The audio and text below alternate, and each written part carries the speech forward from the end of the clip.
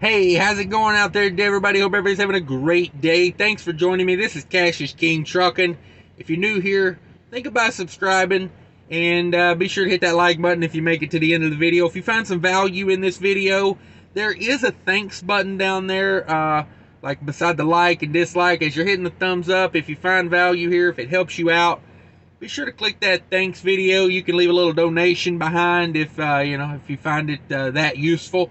That does help support my channel, gives me more time to make videos, and I do appreciate all that. So, fuel economy, it's on everybody's mind right now, and if it's not, you haven't looked at the fuel prices lately, because we topped $5 a gallon in California the other day. I got to looking at it. The Ontario TA was at $5.15 a gallon. The national average last week was $3.88 a gallon, but I got a feeling it's going to be up into the fours next week when they readjust it, because fuel went up 20 cents from Saturday afternoon to Monday morning. It went up 20 cents in like a day and a half. So we're on our way to higher fuel prices. I don't see anything slowing it down in the near future. We got tensions overseas. We got this, we got that, you name it. It's a concoction for extremely high fuel prices. Leave me a comment down there if you remember last time fuel was $5 a gallon. Was you trucking? Probably like 2000, when was that? I don't know if it got up there like high fours there for a while. Like 2000, I can't remember when that was. 2010, 2011, it jumped up there like crazy. 2014 was kind of rough. It got high in 2014 again. I don't remember if it exactly got to $5, but let me know, if you remember that. I got some shirts in my merch tent now that are, you remember when fuel was cheap t-shirts. Check those out in the merch tent. Shameless plug. There you go. I've been known to try to sell out. It's in my nature. But let's talk about fuel economy. Let's talk about some things that can improve fuel economy for the average truck driver. If I forget anything, by all means, watch the entire video. And if I didn't mention something that by all means, leave it in the comments for me. I'm not above being corrected. Just be civil about it. You don't have to call someone an idiot just to say your comment. You know what I mean? My grandmother used to say, you can't make your candle any brighter by putting someone else's out. So that's the way I look at it. She was much smarter than me, so I try to live by what she told me. And let's get to it. Let's start on the front of the truck. Let's start at the front. If that bug shield ain't doing you any good, you might want to take that bug shield off. If you bought a truck with a bug shield on it, I would test it. Take it off, see what it does for you. Now, if you run one of these areas where, the mosquitoes are the size of bats and the bats are the size of pterodactyls, by all means, if you want your bug guard, leave it on there. But I would take it off and just test and see if your fuel economy gets any better. That leading edge of the truck is one of the most important. Let's talk number 2. Is there anything you can take off the front of that truck? I am currently in the process of debating on maybe thinking about taking off my hood mirrors. I haven't committed to it yet. I've been thinking about it. I'm like, how much do I really use these hood mirrors? Here's my thought. I'm thinking about getting some masking tape and masking the mirror, just the mirror part, to see if I really do miss it throughout the day. Because I kind of catch myself never using my hood mirrors, and I'm like, I got a 2016 Cascadia. It's got those big goofy, like I call them ant antenna mirrors. They're like a really long pole. They stick way up. Now those are breakaway, so maybe I just fold them back. Maybe I do that for a day and see how I like that. But that's an option. If you've got an air cleaner on the outside of your truck, maybe think about taking that air cleaner off and getting a retrofit that goes under the hood. I've seen those. I take off all excess mirrors. The Cascadia on the passenger side has that little flat mirror above the window. I never use that thing. I pulled that thing right off of there. You want to cut down on your drag. It's what you're looking for. Trying to reduce drag mainly. If you've got stacks on your truck, maybe think about pulling them stacks and running them underneath. Just get rid of that wind drag. I'm telling you, it may not look as cool. It may not rumble when you hit the Jake brake, but let's face it, money is money. And I'd rather have money in my pocket than make noises when I go through the truck stop with my Jake brake on level 3, you know, because I'm that guy. I like to come into a rest area and just full Jake brake number 3 and just let it vibrate the building. You know what I'm saying? I'm that guy. Not really. But, so let's move on to under that hood. You know, oil changes. Keep up on them. Friction eliminators. Check out Fuel Ox. They've got a friction eliminator over there. I like it. I've been putting it in my stuff. I'm fixing to get my rear ends changed out. That didn't sound right.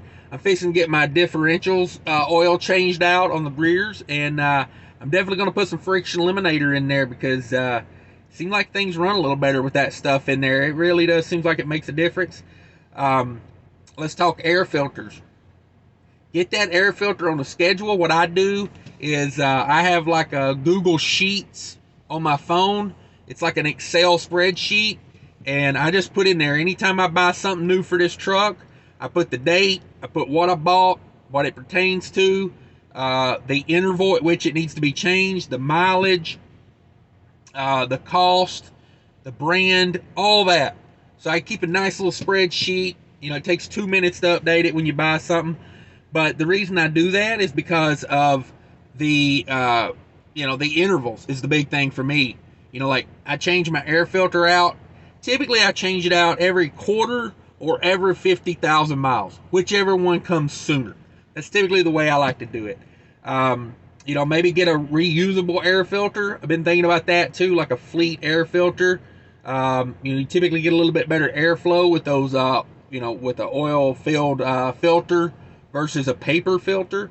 So those things are getting a little expensive, but the last time I bought a paper filter, it was $126. So I'm at the point now to where I'm like, okay, well maybe the $500 for a reusable filter is worth it at this point, because it'd pay for itself in about a year just on the paper filters, not to mention the fuel economy. So moving on through the truck, let's talk about what happens right here in this driver's seat. You are the biggest factor in your truck's fuel economy. Slow it down if you can. You know, I spent the last quarter of 2021 running everything at 70 miles an hour. I was doing a little testing between hours of service being used and fuel economy, and let me tell you, 70, the fuel's more expensive than the hours I'm burning going 65. To me, like 63, 64, 65, 66, that's the sweet spot. That's where my truck likes to operate. And it's just the way it is. It's just the way it is. So I'm going to keep her in that range now, get my fuel economy up, get that back. But that's a big one. That's a big one. Idle time is another big one. You know, with summer rolling around, and you know, it's gonna be starting to get warm here in a few months. I mean, I'm in the South right now, and it's February, and it's 50 something degrees outside. It's pretty warm, you know, for this time of year. So I'm thinking about getting a generator with the air conditioner to do it that way, because idle time is huge. And if we're talking $5, $6, $7, $8, $9, $10 a gallon for fuel, I do not want to be idle in this truck. Now, I did make an investment in my truck, and it is a remote start. A remote start. I tap this button twice. My truck cranks up. It runs for 30 minutes, and it cuts itself back off. Like, keys off and everything. You never touch the key. Key stays in off position. It's all electronically done. If you want to know more about that, check out my video. You can do like a search like Cassius King remote start. Should bring it up for you. I spent like $50 on that remote start. If you're going to buy yourself one, I suggest to go to my video and use the link in the description of that video. And I also did an update on it, like, I don't know, maybe 6 months ago. I did an update on it to tell you all about how it works. And there's a link in that video as well. Click on that one, buy it using my code. I get $1 or $2 if you do that. I do appreciate stuff like that. Every little bit I can get, you know, adds up, because, you know, YouTube, you really don't make the money, you know, it's like not even close to minimum wage. You know what I mean? This ain't even China minimum wage here on YouTube. But so I appreciate all that little extra I can get out of it. So the reason I done that is because in the summer, instead of idling my truck all night, you know, I put my window shades up. I got these reflective shades here. I put them up. I've got curtains that come around the windshield, and I've also got the insulated middle curtains here. I button it up tight. I put my reflective things in the windshield. I've got reflective things for the side windows. And, you know, the key is keep as much heat out as possible. And then I set my air conditioner to high. And in the summer, I have another one of these remote start remotes. It came with two. I have one mounted on the wall back there with some Velcro. If I get hot, I double tap that button. I go back to sleep. The truck runs for 30 minutes, the AC cools it down, and then it cuts off. I can sleep for an hour or two, you know, depending on the temperature outside. Sometimes that's all it takes just to cool it down one time in the middle of the night, and then I'm good. Sometimes I have to wake up every couple hours and restart it. That's why I'm thinking maybe a generator with an air conditioner so I don't have to idle at all. But reducing idle time is, I guess, what I'm trying to say with that one, because idle time is a big one. You don't realize it, but you will waste a lot of fuel on idle time. But yeah, the remote start, you know, the one I'm showing is an Excalibur. It's like 50-60 bucks on eBay or Amazon. They are really cheap. Just make sure you get one for a truck. Like I say, if you click that link, the one on Amazon is for a truck. And I paid like $300 to have that installed. You know, find a stereo installer in your area. Just call them, say, hey, I got a remote start, can you put that on a semi truck for me? You know, they can do it on manuals, automatics, it's all the same. So you know, that'll help reduce your idle time. Moving on, keeping the aerodynamic theme on the truck, I recommend wheel covers. I have the Flow Below wheel covers. I added those. They were like 450 bucks for the set of 4.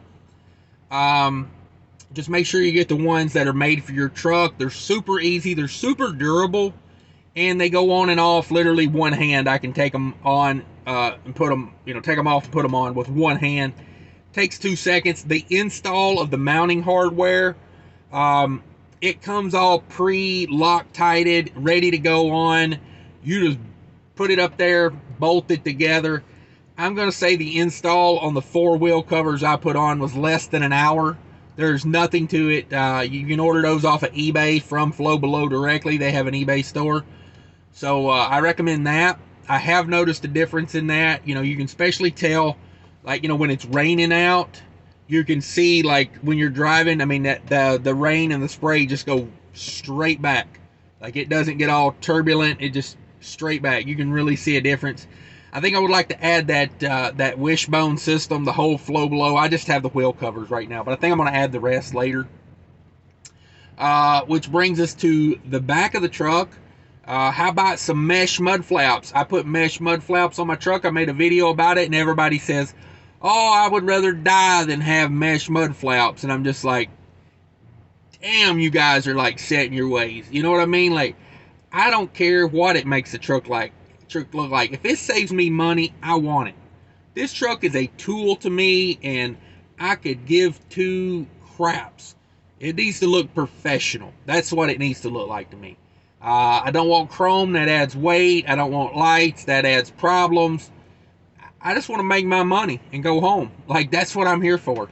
And if you are like-minded, be sure to hit that subscribe button and join me, because you know, we can help each other save a bunch of money, I think. So we got the mesh mud flaps on. We got all that on. Air tabs as well on the back edge of your truck. I've had air tabs on trucks before. I don't really have them on this truck. I need to get them on there, but I'm kind of questioning how much they would really help, because I've got a really tight trailer truck gap, and also I pull a reefer trailer. So that reefer trailer being rounded on the front helps break that air from wanting to come around and get between the truck and the trailer. You know, it being rounded and having a tight gap, I'm not sure how much I would really gain from that, but I think for a couple $100 I might be willing to try it, especially with fuel going up like it is. Now, I do have a reefer trailer, like I said, and a couple things about it. I just got skirts put on it like 3-4 weeks ago. I pulled this trailer since March of last year, so like 10 months I pulled this trailer with no skirts on it, maybe even 11 months with no skirts on it. And I tell you, I can tell a major difference now that I got the skirts put on. I can't remember the brand, but they're the ones that come up to in front of, like, they come up to the landing gear, and then they go right out to the edge of the trailer, and they run down the edge of the trailer. So they are like a complete skirt. I'm going to put air tabs on the back of those skirts to help push that air around my tandems when they're not right up against the skirts, because you know how it is, like when I'm empty, when I'm lightly loaded, I want them tandems all the way up against the skirts. But that ain't always legal when I got a heavy load on. Sometimes I need it back. So I'm going to put those air tabs on there to push the air around it. I've seen a couple people do this, but it's not as common as I would have thought, because it seems like it would be a really good idea to help get that air around those tandems. Again, I don't have wheel covers on my trailer. I'm thinking about doing that. Maybe some like quick, easy to remove. I don't want to mount hardware onto that trailer is my thing, in case I drop the trailer and I don't get it back for a while. You know, if I have to exchange trailers or something. So I don't want to do too much to the trailer that's going to cost me a whole lot, because I don't know. I've been pulling this trailer for a year now, so it's not like, you know, I'm planning on getting another one, but you never know. I want to do air tabs on the back edge to create, you know, an airfoil so I don't get the trailer spin around, the trailer tail type effect is what I'm going for. I looked into the smart truck thing. It's about $1,000 to have those little tiny wings put on the back of the trailer and that flap at the top. It's cost about $1,000, so probably not willing to put that much into it. I think I can get a similar, if not a same effect, from about $200 worth of air tabs, because if you notice, those little new wings they're putting on do not go all the way to the bottom of the trailer. They only cover that top part. So let's see, mesh mud flaps on the trailer. That is something I'm looking for right now. I stopped at a truck stop today to try to buy some, and they did not have them at that truck stop, so I'm moving on, continue to look. You know, I'm working, I think I'm going to try to design something for the ICC bumper. You know, I think there needs to be like a retrofit for like the ICC bumper I-beams that go up and down. Those things are flat. You know, I would like to have some sort of like plastic molding that kind of, you know, pointy, you know, goes out to a point, and that mount like a triangle that almost mounts to that ICC bumper to let the air go around it better. I don't know. My ICC actual bottom bumper is pointed in the front. I do like that. I did get one of those. You know, there's just a lot of things you can do to help improve your fuel economy. Like I said, these are just the ones I've been thinking about. So if you can think of any more, by all means, leave them in the comments, because, hey, you may help someone out there. You know, you just may do it. So thanks, everybody, for tuning in. If you made it this far, hit me with that like button. Come on with it. You know, do that. If you want more videos like this, be sure to subscribe and come join me for a live show. Love the live shows. Check out that description down below. Lots of content over there. I do have a second channel down there. I got a TikTok. I got a Twitter. God, I got everything down there. I am a social media, I don't know what I would call it. I'm not very successful at it, so I try. I'm a hard trier, I guess is what I should say. But anyway, guys, thanks for tuning in. Take care of each other out there. Let's try to be better to one another and help one another. That's my goal. So thanks for tuning in. Bye. Marge shirt is a classic, Marge. Just like Keep on Trucking. As if I would ever want to stop trucking.